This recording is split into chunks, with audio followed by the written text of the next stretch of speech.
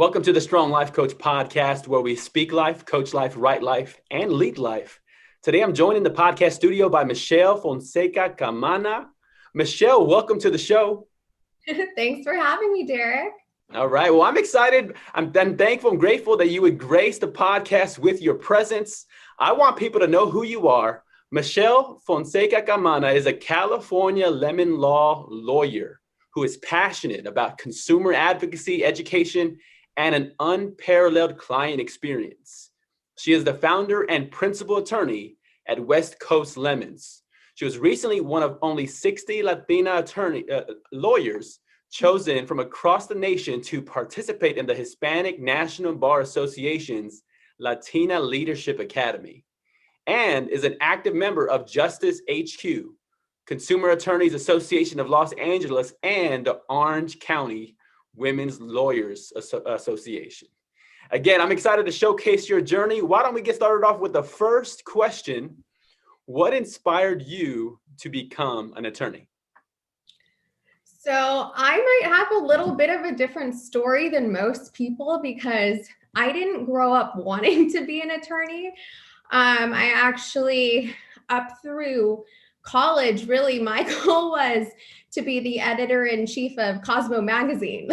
That's the direction my life was going. I loved writing. I loved learning people's stories and being able to tell people's stories. So that was my passion, but there was just something in me that was like, I want to do more than that. I want to actually help people, and telling people stories is powerful, but taking it one step further was something that I, just felt in my heart.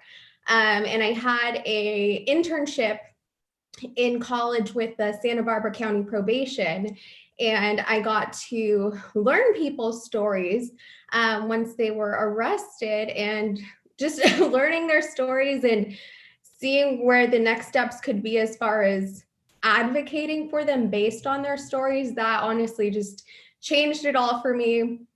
And I literally woke up one morning and called my dad and said, "Hey, Pop, I think I'm going to law school." And I Googled what I needed to do, and, the rest is history. I love it. I love it. When I hear your story, when you said this, the first part of the dream was to showcase somebody else's journey. And then the second part of it was almost like this intervention in the story. Like, you know what? I don't just want to showcase it. I want to be a part of their story, a part of their elevation and lifting them up. I think that's a powerful concept to go from, hey, I want to show their story versus I want to strengthen them in their story. Absolutely.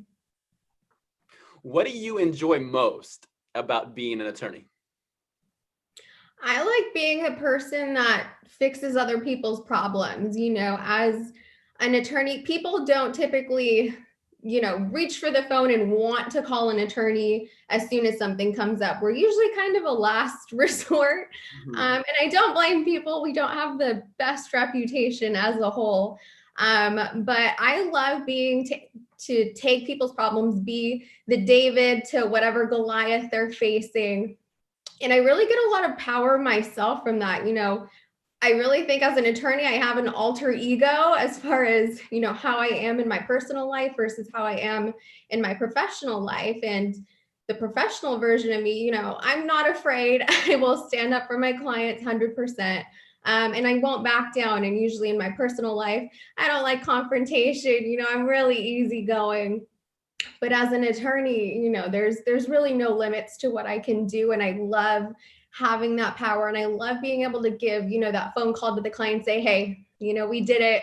This is going to be behind you. It's all good." I love that. Mm-hmm.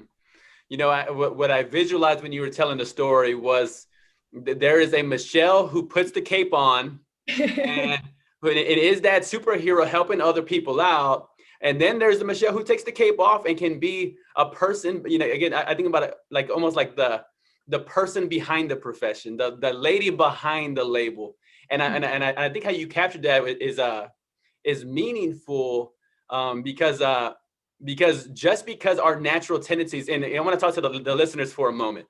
Sometimes we think our profession has to be exactly who we are as a person. We think we can't have this different ego, or this different person that Michelle just described. But to keep in mind, the power of the human being, yeah, you can be this complete different person who's completely different from who you are, naturally, but you could take on these different requirements or even these different callings based on the circumstances.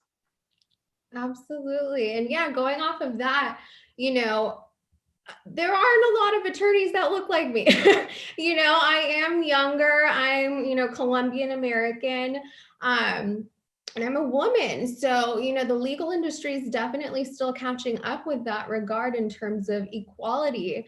And so it's also fun for me to be able to have, show a voice to other people that may be coming up through college or law school and say, hey, there's still power in who you are. You don't have to look like all of the other, no offense to all my old white homies, but, you don't have to look like everyone else to be successful and to be able to succeed in this industry. You really can do it. You don't have to hide who you are. There's a lot of power in just owning it. Yes, I love that. Well, and naturally, I have a lot of I think one of my passions is showcasing the Latina lawyer journey, and I think you speak to that. And I think people like you, when I think about my little sisters, when I think about my younger nieces coming up, they have people like you to look up to. Like, look, she's doing it, and she may not look like every other attorney you've ever seen. That maybe not like every attorney you've ever known, but she is somebody who's being the example. And I appreciate that. I think I've read statistics along the way. I think it's like 3% of the attorneys are Latina and women. Is something like that? Yes, it's so low. It's like 2 to 3%, like you said, and that's insane. There's a spot for us too. Mm-hmm. Yes. Yeah, I was thinking about it. All the attorneys across America. I said, you know what? I want to showcase every one of those 3%. I want to be part of having them on my podcast. So maybe you can help me with that along the way. Oh, absolutely. I've got some fantastic women for you. Let's do that. Awesome. Now, how did you decide to specialize in lemon law? And if you could also break down a little bit about what lemon law is for anybody like myself who doesn't know much about what that is. Absolutely. So the lemon law is basically the law that helps you when you buy a car and it doesn't work. So, here in Orange County, there's a dealership called Toyota of Orange, and they have a little jingle that says, well, you won't get a lemon because it's Toyota of Orange. So out in Orange County, that's usually how I explain it. But if you buy a car and it has a warranty, you do expect it to work. And unfortunately, nowadays, with all the crazy new technologies we're putting into cars just aren't working the way they used to. So if you have repeat issues during the warranty period, then the manufacturer has to either fix it or they have to buy it back. And the bad news is a lot of times if consumers approach them directly, they're going to blow them off. They just want to hope people give up, don't really know their rights, and, they can keep this cycle going, which is really, really terrible for consumers. So that's when I come in. So if people's cars, trucks, RVs aren't working under warranty, they're getting nowhere with the manufacturer, they call me and I'm able to hopefully get them a complete buyback so they can get all of their money back and get out of that car or RV and into a new one that hopefully works much better. Nice. So, thank you for breaking that down for us. I think that gives a lot of context. And I will say you're the first lemon law attorney who's graced my podcast. Now, so how did you decide? How did you decide that specific niche within law? Again, it is unique. How did you choose that one niche? Honestly, I think the lemon law chose me. The quote that comes to mind is, you make plans, God laughs. I, since law school, was gung-ho, I'm going to be a criminal defense attorney. That is what I love to do. I love being in court. I loved hearing people's stories and trying to see the good in people as opposed to just all the bad. But I ended up getting my first job out of law school at a small firm in Fresno, California, doing criminal defense, and my now husband lived out there. So I was like, okay, I'll be closer to him. I'll get some experience under my belt. And after almost 2 years, I was ready to get back to Southern California because that's where I was born and raised. So an opportunity came up for a job at a lemon law firm in San Diego. I knew absolutely nothing about cars or really civil law in general. But I got the job, and it was a lot of just learn as you go. I mean, most of my career has just been learn as you go. And I think that's the best way to learn. So I got that job in San Diego, worked there for 8 months, got actually poached by a law firm in LA that did lemon law.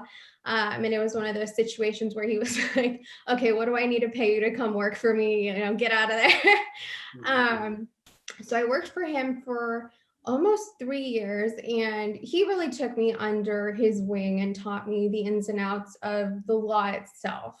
And I think once you know the law inside and out, you're going to be the most powerful attorney out there. So he taught me everything I needed to know, to the point where, I felt comfortable. Okay, I've learned what I need to learn here. Something inside me just said, okay, it's time. You need to go out on your own and really do things your way and be able to create a law firm that reflects who I am and what kind of purpose I think I'm called to do. Mm-hmm. What I want to highlight what you said. You talked about learning as you go, and again, I often think in visual. So the visual that came to me was, you dove into the water without knowing how to swim, and then you dove in, you're learning how to swim, which I think speaks to your courage, because sometimes before we even apply for a job, a role, an opportunity, we think we need to know everything before, as opposed to the concept of learning as you go. Let me speak to the listeners again. Okay, so if you're listening and you just heard Michelle's story, she just illustrated the power of learning as you go. So whatever opportunity is before you right now, I just want to encourage you about the opportunity before you. You're probably never going to get to the point if you're trying to prepare before the opportunity, and there's so much learning that can happen in the opportunity. So let me encourage you. Again, I don't know what your opportunity is before you, but it might be a good time to dive on in and learn to swim as you go. Absolutely. And across the board, even when I did criminal defense, I remember as an intern, we would be walking to court after lunch, and my, managing attorney at the time would just hand me a stack of 5 files. And he's like, okay, you're going to do these sentencings in about 10 minutes. And I'm just walking with all these files like, oh my gosh. But you have to step it up. It's kind of an instinct. You don't want to fail. You want to do the best, especially in this field. It's not about you. It's about someone else. Mm-hmm. So you need to be the best version of yourself immediately. There's no other option. Mm-hmm. And I think that's just, it applies to every part of life. You're never going to be 100% prepared for anything. And if you want to live your life that way, you're going to really miss out. Listen to that. You're going to miss out if you're waiting to be whatever that is for you. And I think back almost to like my childhood, and I remember like football practice. I was like, I always feel like we could have practiced so much more, but at some point the game is coming up on the calendar regardless, and you just, whatever preparation you've done at this point, to dive in and to get into the game and to use whatever you have. But then also I like how you're describing it though, just continuing to improve and refine as you go, and not being enslaved to the fear that can so easily capture us. Absolutely.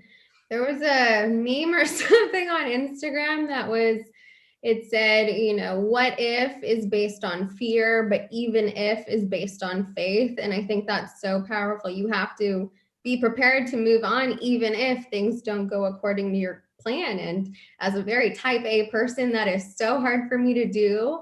And it's really something I'm still working on and will continue to work on probably for the rest of my career. But, for those people starting out, take that first step. Have a little bit of faith in yourself. You'd be surprised. Yes. Have the faith in yourselves. Transition from the what if to the even if. I think I'm gonna have to, put that quote, that concept down, in an entire different video. But that even if approach, to move forward with life. Even if I think about, again, my journey, even thinking about that with, being an author, right? Like the idea is, well, even if it doesn't sell one copy, that's okay, like, but I got the first book out, or, now that it's sold over 100, it's like, okay, well, even if it doesn't sell 1,000, like, but it's still learning, or even if I get criticized on my Amazon reviews or whatever it is, that even if approach, I really like that it resonates with me in my experience as well. And I'm glad that your experience illustrates that even if approach. So let's talk about your law firm. So you talk about starting the law firm. When you think about this, starting the law firm, what advice would you offer someone just starting their law firm? So the best advice I can give is to have a good support system. Being an attorney is one thing, but then starting your own law firm and suddenly being a business owner is a completely different animal. Entrepreneurship it's a roller coaster. It's continuously a roller coaster. And you really want to have those people around you that are going to be there to celebrate with you on your good days, but also be there for you and encourage you and not let you give up when things get really hard, because things are going to get really hard. And it's really just about being able to overcome that and having people have your village of people that is going to be there for you and see this through with you. Mm-hmm. Yes. Thank you for that insight. I think about not being an island isolated by yourself in the ocean, but be that, that peninsula, to be that be connected to people, and nobody has to do it by themselves unless they choose to. And I think that speaks to every, again, you're talking about these universal principles, that there's so much value in celebrating you on your victories, mourning with you on your losses, of affirming you when you're feeling insecure, all of these things you spoke to, just having great people in your village as your support system. I love that. Absolutely. And I mean, for me, I actually went out on my own at probably the worst time ever. I went on my own earlier this year in February, about 3 weeks before the whole world shut down. So navigating, shelter in place and having a new law firm was a lot more than I expected. I had already heard all the advice from other solos, like the first year is going to be hard. Just get through the first year. It's going to be slow. Just get a couple clients and you'll make it. And then the whole world shut down. I was like, I can't even file a case, and I have no answers. I don't know when the world's going to come back. And so I remember April and May, I think, were the worst months for me because I'm a true solo. I answer the phones, I do everything myself. And all I would get was robocalls for 2 straight months, and just answering the phone and having no one on the other side of that. I mean, that crushes you. It was really hard. But luckily I had my husband, and he was just like, it's going to be okay. It's going to be okay. Just, write it out. Just try to focus your efforts on other things like your social media, because I was still growing everything from scratch myself. And so, he helped me get through those really hard months. And I remember it was like 4:59 on a Friday, at the end of May. And I get a phone call, and I hadn't talked to someone on the phone in months.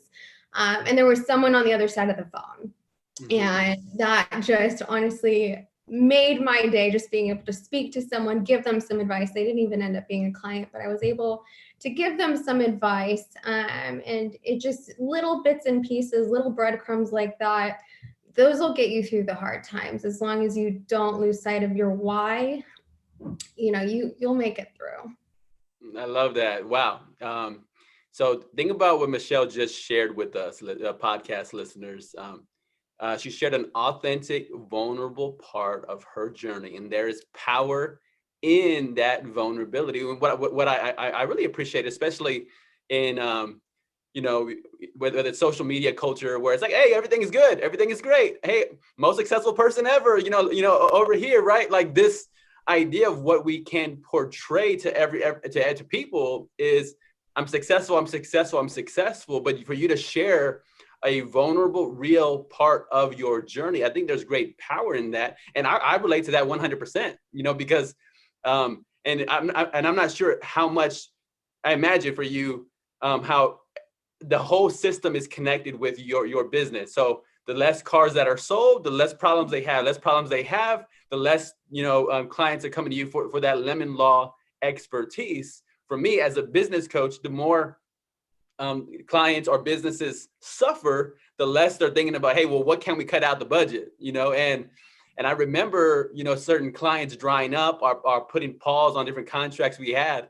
And you're just looking around like, like, how long will this last? And I also like how you talked about making the most of certain opportunities, like your husband was talking about, even with social media, maximizing your time there, but really persevering and enduring through the hard times. I think there's this beautiful power in that.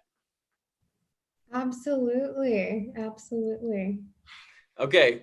I do want to ask about a challenge. You might have already said it, but if the question springs up something else, then feel free to go to chime in on this one as well. So what has been one challenge you faced as an attorney and have overcome?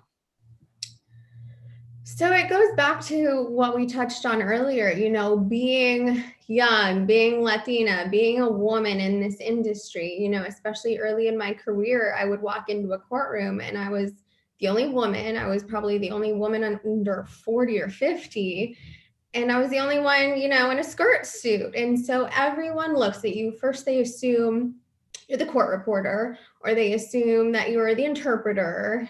And men don't get treated like that, unfortunately, So it is something that you have to have a really tough skin, because you're not going to be treated the same. I'm sorry, that's not where our industry's at yet.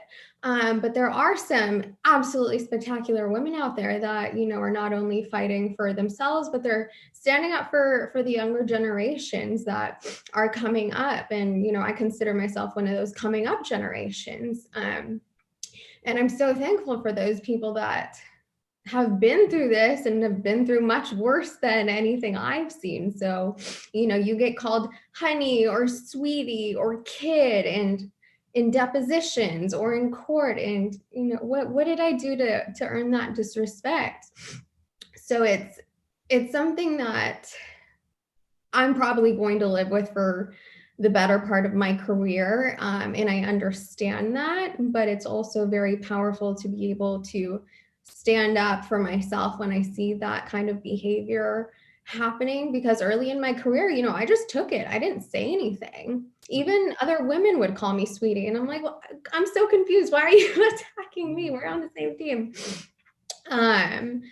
But now it's just powerful being able to know, you don't need to take that. You can stand up for yourself, and it's actually not only you standing up for yourself and your clients, you're helping the next generation of lawyers. And there's some spectacular women coming up through the ranks.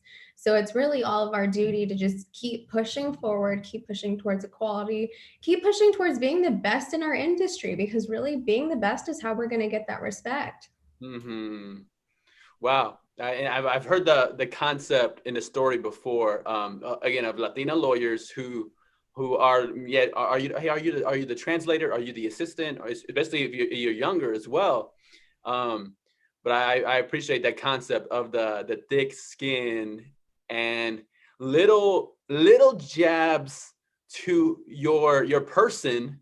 That again, like, it's not a completely, a complete disrespect, like, but those little jabs, I think, can add up. And I appreciate how you're talking about being aware of those, and then still going, what will help us move forward will be our excellence, our success, our results. Your results will speak for itself, even when criticism comes. And I think our culture is probably, when I say our culture, I'm talking about just the culture of criticism. When I think about anything you buy on Amazon, you can go write a review, 1 through 5 stars, and you give it, everything I hate about it, or whatever, whether it's that, or, you just scroll only for so long before you look at a YouTube video and there's criticism, what somebody didn't like about what was happening. But I think it speaks to this idea of pushing through the criticism, pushing through the opposition. Even the small jabs can have an impact on you, but not letting that interfere with your excellence. I think there's I really love that you captured that. Thank you.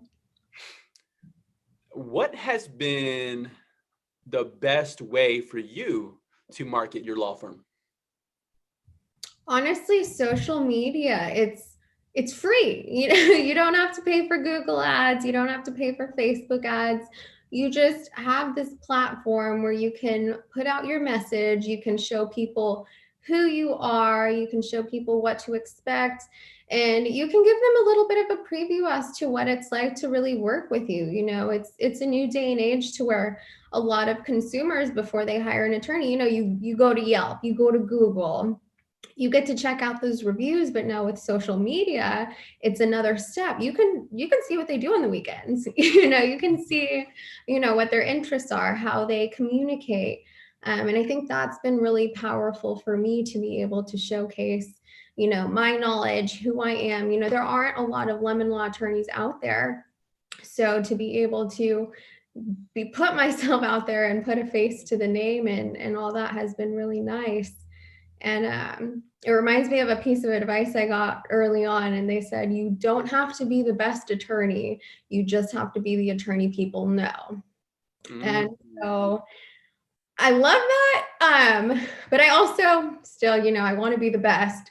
But I think there's a lot of power in just being out there and being the community attorney, the people that people are comfortable coming to when they have problems. So that's really what I've tried to create, on Instagram and Facebook is, I'll put out informational videos because I'm always learning too. And so I'll get the same kinds of calls, for a month or so and say, hey, I think everyone needs to know more about, how to buy used cars or what the latest oil change scam is, because I think it's interesting and I didn't know about it. So I figure why not share it with the community, and if it helps someone out, that's great. Mm-hmm. Yes, and one, it makes me all the more excited to showcase you on the different social media platforms. But two, I think you maximizing our current world and telling, again, like you said, your authentic story. I was interviewing another attorney, and we were talking about this idea of how many attorneys of color did you know growing up? And I was like, no, like a friend's parent. And I was like, 0. And I was like, you know what? I have cousins. I have an uncle, but he lived in Houston. But it wasn't like we were really close, or like, hey, I picked up the phone and called him, and he called me. We didn't have that dynamic. So really, it was like 0. But what I'm hearing from you is you're showcasing more of who you are. So you're becoming more tangible, so people know you. As you mentioned, there could be the best attorney in the world, but if people don't know them, they won't know to call them. They won't know to reach out. So I love that you mentioned that. Of course, also sharing your journey, sharing what you're learning along the way, picking up on trends, and educating the public so that they're aware of what to do. So let me encourage listeners for a moment. Let me give you a call to action. So go over to Michelle's Facebook, Instagram, follow her, of course, like her on Facebook, give her, interact with her content, comment, let her know you heard the podcast here, because if she's saying that's the number one way that's helping her, we as an audience want to be great supporters of people like her, again, on Facebook, Instagram, or wherever else she is. But thank you for sharing that element to it. I think, again, I think whether it's letting people know the real you, educating people, being aware of trends, and I think all of those are powerful tools for people listening for their own business as well. Absolutely. Yeah. And I think especially for solos and small firms, it's even more powerful because a lot of people have that perception of these big, fancy, stuffy, law firms that just aren't approachable. You're afraid to call. You don't know who you're going to talk to when you call. And a lot of times you're not going to speak directly to the attorney. And so if you're doing things differently, that is the best way to be able to communicate that to people because, a website can only, everyone's kind of looks the same.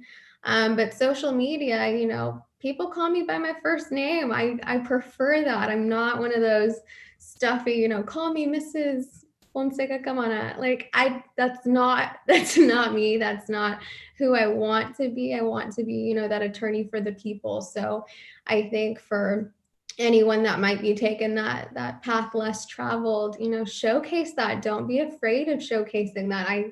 I struggled with finding my voice on social media at first. I wanted to do that, third person talking as the law firm thing, and it wasn't working. It felt wrong because I knew it was me, and I knew, everyone could tell it was just me. I'm a solo. And so once I shifted gears from what everyone else was doing to just, hey, this is me. Let me tell you about myself. This is where I came from. This is what happened this week. This is something I found interesting today. It feels better. I can communicate with people so much better. And I feel like I'm able to connect and actually make a difference now. So do your own thing. Do your own thing. Yes. I'm hearing be authentically you. And I think there's a reason, like that idea of faking it till you make it. I don't like the word fake. I think that word just kind of irks me. And so I think that's clear. Like, don't fake it till you make it. But being authentically you, showcasing your true journey, and that often is absolutely enough. Absolutely. Talk about what has helped you establish work-life balance as an attorney. So I give that one 100% to my husband. He keeps me grounded and fed every day. If it were up to me, I would work 24/7 just because I love what I do. I truly, truly do. But you really can't. You can't help people if your cup is half full. You're not going to be as effective as you can be if you were, actually taking care of yourself, mind, body, soul. So, I work out every day almost at a local boot camp. I try to eat well. My husband, thankfully, loves cooking. So he makes sure, I eat lunch and I don't work through lunch too much. And, it's nice having that balance because if it was just me, I would probably go off the rails and be a workaholic and who knows what would happen to me. But Sure. that's been, he keeps me grounded. Sure. And I think, you capturing that, it speaks to, the partners we choose that can really help complement our nature. And even exalting and praising your husband. I think that's always a powerful thing, because my wife, same way, very much. She'll ask me, as like, have you eaten today? And I'm like, yes, that bowl of grapes that were in the refrigerator. I ate those bowl of grapes, and she was like, "Nope, that doesn't count. We need a real meal here." But very much so to find it. So if you're listening in, finding partnerships, sure, romantically in marriage, absolutely, where it complements you. But even outside of that, for you, I know some single people listening, and we also want to encourage you is finding great people who will hold you accountable for taking care of yourself. I love how Michelle mentioned, working out on a regular basis. That is that's helping every part of her life. It helps attitude. It helps mood. Helps her cognitive ability. It helps her at work. It helps her at home. And even eating in a healthy way. All those things really help and contribute to holistic success, which I'm all about as a coach. So yes, that work-life balance, finding somebody to help us along the way, as we mentioned before with the relationships, those things we're going to help in so many areas of life. Absolutely. And, on the friend side, family side, I've been lucky that, when the things go well, I have them to text, and, they'll send me, one of my best friends sent me this little like spa package set when I first opened my firm, because she knew, you're going to be grinding for a while, but, take some self-care days. Don't lose sight of yourself while you're kind of taking over the world. And so that's been, so helpful. I'm so grateful to have, all these people in my life supporting me. Yes. I love that. I love that support system. So to bring us in for a landing, the final question we'll cover today is, what are your favorite qualities of your favorite people?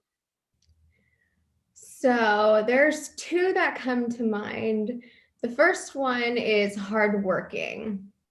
I'm a sucker for anyone that is a hard worker. And I think I appreciate that because of my dad growing up. When you're young, you don't appreciate things.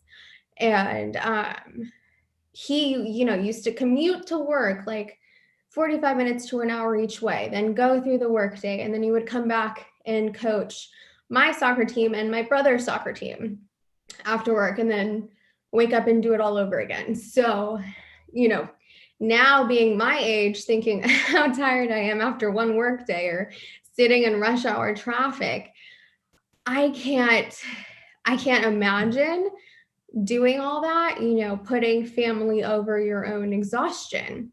And so I appreciate so much, I've had great role models for that particular trait. And I think that really helped me decide to take this journey on and starting my own law firm, because I want to have my ducks in a row. I want to be able to have that flexibility to put my family first and hopefully not have to be absolutely exhausted during the whole process. So hard work is definitely something I learned from my dad, and, I hope I can make him proud with that. Yes. I think he sounds like somebody who understands love, who understands sacrifice. I think about a number of parents out there, mine included, that some of us, we look back and go, how did they even do that? Like, how did they do what they did? And my mom and I would have that similar conversation of, hold on, so you had three of us, and then for a period as a single parent, how did you have three kids? We were all in sports, driving around. I mean, how many jobs did you have? 2, 3 jobs? Like, oh my goodness. But I think hearing your admiration and your respect for how hardworking your dad is, it's super nourishing to hear. You mentioned 2 qualities. Did you capture them already? So the second one actually is basically the other half of me, my mom. So kindness, to everyone. So she's truly been a saint. Not only with our own family, but strangers, neighbors, little old ladies at China painting.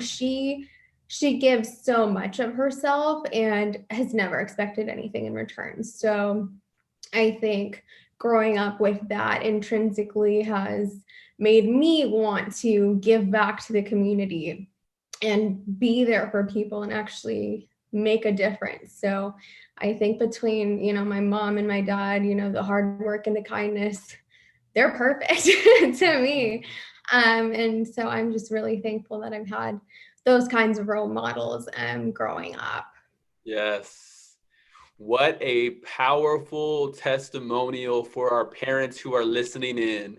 I mean, to conduct yourself in such a way where your child 5 years from now, 10 years from now, 20, 30 years from now will describe you as the most kind person in the world, the most hardworking person in the world, as perfect. And she even used this other phrase, role models.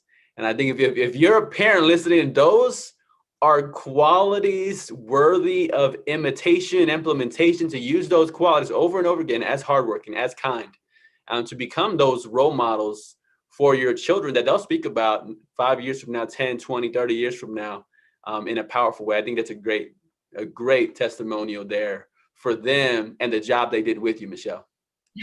Thank you. All right, my friends. Well, Michelle, thank you for gracing the Strong Life Coach podcast with your presence. It's been a pleasure. Thank you so much for having me. And it's been really fun to chat about my story and, learn a little bit more about you too. Mm-hmm. All right. If you're listening in, again, let me remind you, go follow Michelle on Instagram. Michelle, remind them of your handle. West Coast Lemons. West Coast Lemons on Instagram, and remind them of your handle over on Facebook. It's the same thing. So West Coast Lemons. I've got some videos on YouTube too, so it's easy. Just search West Coast Lemons, and I should pop up. All right. So go follow her, interact with her content, comment on it. Also, give her that 5-star rating over on Facebook so more people can find out about what she's doing, about her passion. Of course, this is the Strong Life Coach podcast where we speak life, coach life, write life, and lead life. Thank you for tuning in, and we'll connect with you on the next episode.